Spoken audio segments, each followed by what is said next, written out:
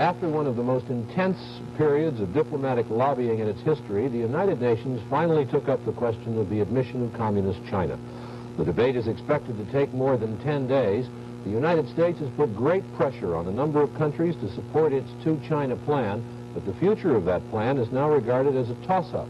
Today's debate began with Albania, Peking's agent in the UN, making its arguments through our old friends, the simultaneous translators. The American draft resolutions are contradictory and profoundly erroneous. They have no foundation behind them, neither from the political nor the legal points of view. Because in the case of the restoration of the legitimate rights of the People's Republic of China, there is no question of the admission of a new member, nor the expulsion of any member. That would be a subject governed by specific procedure and would certainly have required the majority of 2/3. We have before us a simple question of the representation of a state that is already member of the United Nations and that can be settled by the simple majority of the votes in the Assembly. In the 26-year history of the United Nations, no member has been expelled or deprived of its seat. Not one. In fact, the whole trend has been just the other way, so that the original 51-nation membership has grown now to 131, including an immense variety of sizes, an immense variety of political systems. And yet here it's proposed that a member in good standing,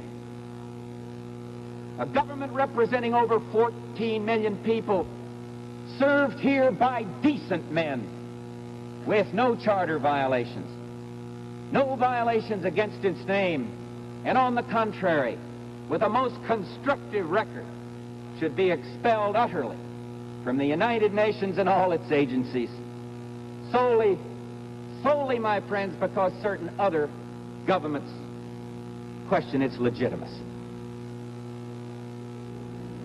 The main issue is now clearly drawn between the United States and Albania.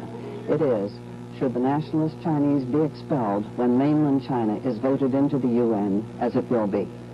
The United States is basing its hopes on keeping Taiwan in the UN by a resolution calling for a 2/3 vote for its ouster.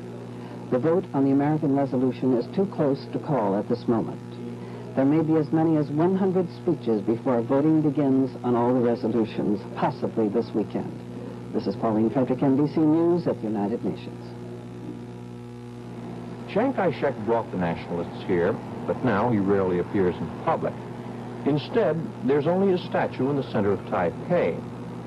It's impressive enough, and combined with the buildings housing his staff, it's hard to think that the nationalists could ever change the way they feel about Peking.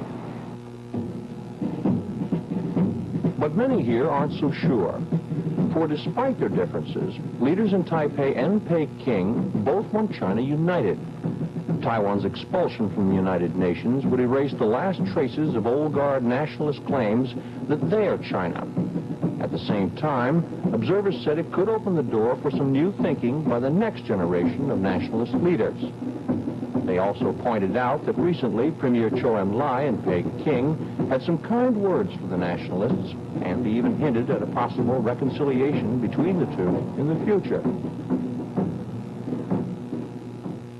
If Taiwan is expelled from the United Nations then, it doesn't appear it'll have much immediate effect here.